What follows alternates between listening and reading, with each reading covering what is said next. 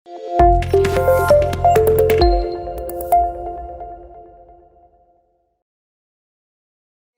kita di section kedua, yaitu kita bersama dengan kakak kelas kita yang mengambil tugas akhir, yaitu penelitian atau yang biasa kita sebut skripsi. Nah, di sini kita sudah bersama dengan Kak Wesi.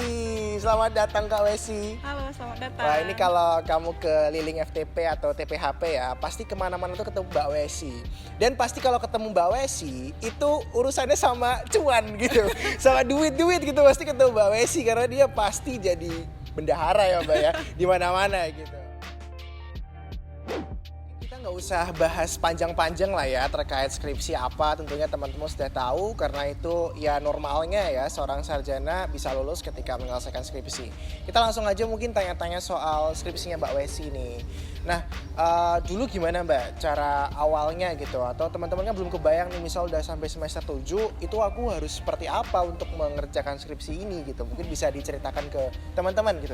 Oke, jadi kalau untuk dalam pengerjaan skripsi sebenarnya itu harus di planning dari awal ya sampai dengan semester 6.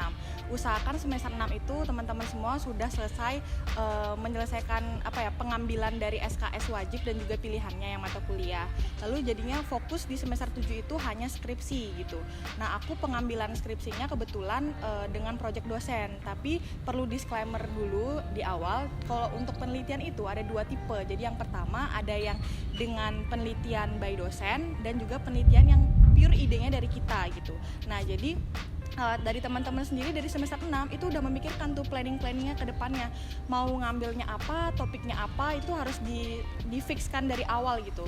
Nah, jadi semester 7 ketika ingin mengambil penelitian itu udah langsung saat KRS-an, setelah itu udah tinggal bimbingan-bimbingan sama dosen, terus nanya idenya atau topiknya sudah sesuai apa belum, arahnya mau dibawa kemana, lalu penelitiannya jadi tinggal eksekusi. Jadi kan dalam penelitian itu nggak serta-merta langsung pure selesai ya, jadi harus ada trial and error dan nggak mesti langsung lancar dan mulus kan, jadi Lancar kayak iya benar, jadi harus ada trial, iya benar, harus ada trial and error. Itulah fungsinya kita planning semua itu dari awal gitu sih. Jadi itu tips dari aku ya sekaligus. Nah, jadi dari teman-teman yang pengen ngambil penelitian itu bisa memfokuskan dan juga dipikirkan dengan matang lah dari awal mau ngambilnya apa, topiknya apa kayak gitu.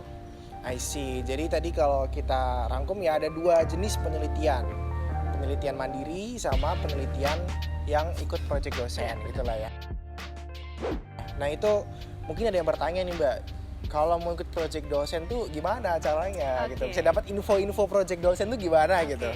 Sebenarnya kalau untuk nyari info project dosen tuh gimana? Sebenarnya dari mahasiswa, kan fungsinya mahasiswa dan kita harus bersikap proaktif ya. Jadi harus bisa nanya. Kayak semisal nih, pasti kalian punya dong yang dosen yang kalian idolakan gitu. Idolakan. Ya. Seperti Pak Cusdul ya? Iya, betul. Oke. Mungkin kalian saat diajar di mata kuliah, jadi teman-teman itu memikirkan, oh aku suka banget nih sama mata kuliah ini, pengen ngambil topik ini. Coba aja tanya ke dosennya. Jadi aku nanya waktu itu di semester 6. Di semester 6 aku tanya, Pak, kira-kira di semester 7 nanti Bapak membuka penelitian untuk mahasiswa semester 7 tidak ya Pak? Karena saya akan mengambil penelitian di semester 7. Apakah Bapak ada topik atau ada ide untuk saya ikut gitu? Jadi bertanya itu kayak gitu. Ketika memang dari satu dosen memang tidak ada, bisa tanya ke dosen yang lain gitu. Jadi ya kayak istilahnya war gitu ya. War ya? Kayak KRS-an juga kayak kan? KRS-an gitu bener, ya? Kayak nanya-nanya gitu kan. Kayak, oh ke dosen ini udah ada nih, ke dosen ini. Jadi kalau semisal memang kita nggak tertarik sama topik beliau, itu bisa kita informasikan ke teman, biar teman kita yang lain tuh bisa ikut ke project beliau gitu. I see. Jadi teman-teman, nih catatan ya, harus proaktif ya. Jangan menunggu ada share-sharean project dosen nih. Kalau jadi saran Mbak Wesi, jadi teman-teman harus aktif, tanya ke dosennya ada nggak sih yang mungkin buka penelitian gitu untuk project kita bisa kerjakan untuk penelitian, dan tentunya harus disesuaikan sama ya keinteresan kita gitu ya. Jangan sampai kita ngerjain cuman gara-gara wah aku ingin project dosen nih gitu. Itu aja. Karena kita udah ngomongin tadi project dosen dan juga penelitian mandiri. Nah, dari 2 opsi skripsi ini Mbak, apa sih kelebihan dan kekurangan masing-masingnya? Oke. Kalau kekurangan dan kelebihannya masing-masing, kalau proyek dosen mungkin lebih fleksibel ya, karena semuanya itu rancangannya sudah dipikirkan oleh dosen dan kayak kita sebagai eksekutor atau pengeksekusi lebih enak nih jalannya, dan kita tinggal menambahkan kayak input-input atau saran-saran yang menurut kita sesuai dan enak saat kita eksekusi, saat kita jalankan.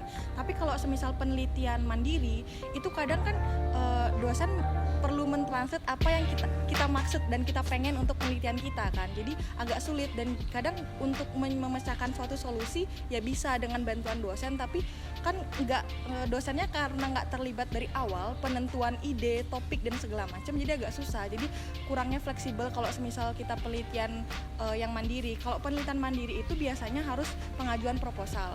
Kalau proyek dosen memang ada pengajuan proposalnya juga, cuman pengerjaannya kan bareng-bareng ya, berame gitu kan. Istilahnya ada dosen, ada kita, terus ada partner kita mungkin yang lain yang topiknya sama gitu. Tapi kalau yang penelitiannya sendiri, ya udah kita mikirnya sendiri gitu loh. Jadi kan kalau mau mikirnya enak, jadi cari yang fleksibel gitu untuk dikerjakan, dan cari bener banget tadi sarannya Reno untuk cari sesuatu hal yang emang kalian sukai. Kalau emang kalian sukai, kedepannya pasti bakal ya fine-fine aja gitu ngerjainnya. I see. Jadi terlepas apapun yang dipilih, yang penting jalani sepenuh hati. Iya, benar. Jangan sampai terpaksa memaksakan untuk aku harus project dosen, tapi terpaksa ngerjainnya. Jadi nggak selesai dong. Lama lulusnya juga ya, sama aja ya. Oke, nah tapi tadi juga aku highlight gimana tadi kalau misal yang di mandiri ya, skripsi mandiri itu memang ada step-step yang lebih banyak lah yang harus dikerjakan. Tapi mungkin keuntungannya kalau kita mandiri bisa lebih leluasa gitu lah ya. Kita mau ambil topik apa itu justru kita nentuin dulu, wah aku ternyata interest ke suatu topik A, baru nih saya cari dosennya yang cocok gitu ya Mbak ya. Jadi lebih terbuka lah kesempatan teman-teman untuk bisa meneliti apa, karena kayaknya ruhnya skripsi ini ya Mbak ya, kalau kita kan juga ngomongin dua tugas akhir lain gitu lah ya, suatu freedom ya sebagai seorang penelitian untuk bisa meneliti apa yang kita interest gitu, tanpa adanya mungkin ya udah ada boundaries atau batasan gitu. Benar. Betul banget. Nah, tidak terasa kita sudah di akhir ya untuk yang sesi section ini. Nah, terakhir Mbak, pesan untuk teman-teman di rumah sekaligus siapa sih yang cocok buat yang memilih tugas akhir skripsi ini dibandingkan dua tugas akhir lain. Kan Mbak Wesi juga pas itu kan juga dihadapkan dua opsi ya. Nah, kenapa memilih skripsi juga gitu? Kira-kira bisa di-share nggak? Apa sih yang cocok gitu? Siapa yang cocok gitu buat memilih tugas akhir skripsi ini? Oke, jadi buat teman-teman yang ada di rumah, kalau semisal kalian ingin memilih skripsi atau jalur penelitian, usahakan yang awal itu adalah tentukan dari dalam diri kalian sendiri niatnya gimana dan passion kalian sukanya ke arah mana, supaya nggak ngerjainnya tuh nggak setengah-setengah gitu. Nah terus kalau semisal kalian yang pengen ikut penelitian, mengambil skripsi, itu usahakan kalian menentukan apakah kalian itu emang benar-benar arahnya ke depan itu ingin sebagai peneliti kah, meneliti sesuatu hal yang sekiranya kalian ingin tahunya tuh, rasa ingin tahunya besar gitu loh. Itu mungkin bisa kalian tuangkan lewat penelitian gitu.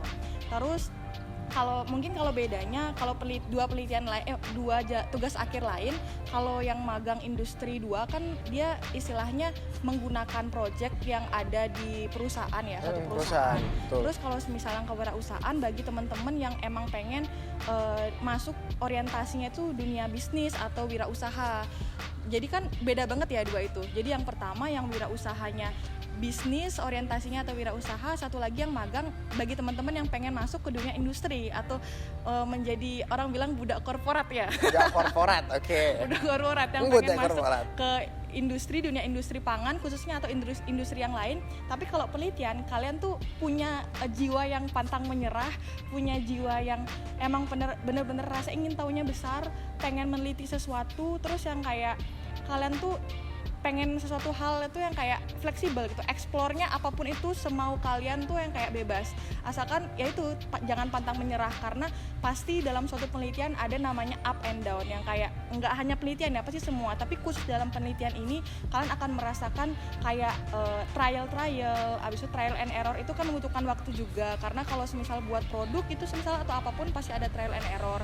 Terus dari kalian sendiri ada yang kayak rasa apa ya, bukan putus asa sih, lebih yang kayak kok ini nggak selesai ya, pasti ada rasa kayak gitu kan ya. Kok kapan selesainya ya? Kapan aku mau lulus gitu? Ini Teman-temanku kapan udah ya? pada sidang nih gitu. Bener, jadi harus ada kayak apa ya, punya motivasi diri sendiri juga. Terus yang kayak intinya tuh kalian berada di lingkungan yang tepat, lingkungan positif. Ada di sekeliling kalian tuh ada keluarga, teman yang mensupport kalian gitu loh, yang kayak kalian pengen meneliti sesuatu gitu. Jadi kalau saran aku, tips dari aku, usahain apa ya, penempatan diri kalian tuh di situasi dan kondisi yang pas gitu. Gitu I sih. see. Jadi ya tadi ya artinya semua tidak jalan normal-normal saja gitu. Atau boleh sih share ini kan tadi kita belum masih kayak yang mulus-mulus saja kan. Iya. Penelitian tadi bagus juga topiknya Mbak Wesi. Ada struggle apa gak tadi buat temen yang bisa diceritain ke teman-teman? Ada nggak struggle sih ketika menjadi penelitian? Apa tadi itu sebenarnya curhat ya? Curhat terkait bagaimana menyelesaikan Sepersekian cerita ya. sepersekian cerita. Oke, tadi yang mungkin udah dituangkan ya gimana struggle-nya Mbak Wesi ketika menghadapi penelitian ini. Iya. Tapi tentunya ada suatu kepuasan ya Mbak ya, karena apa yang diintereskan, apa yang dipenasarankan akhirnya bisa selesai. Buktinya Mbak Wesi sudah bukan mahasiswa, sudah melepas pangkat mahasiswanya ya. Amin, semoga lancar ya. Amin, dan semoga sukses sampai lancar. ke depannya. Amin. Oke. Nah itu teman-teman sedikit semangat ya dari Mbak Wesi soal bagaimana rasanya mengerjakan tugas penelitian. Tentunya tidak cuman strike aja, mulus-mulus aja, ada up and down. Dan sebenarnya nggak cuma penelitian aja kan, semuanya juga seperti itu. Jadi buat teman-teman yang mau ngambil tugas akhir penelitian atau skripsi, semangat. Oke, tadi kita udah ngobrol cukup lama. Thank you Mbak Wesi karena sudah menyempatkan waktunya untuk hadir di sini. Itu tadi tugas akhir penelitian atau skripsi. Selanjutnya kita bakal bahas soal tugas akhir kewirausahaan 2.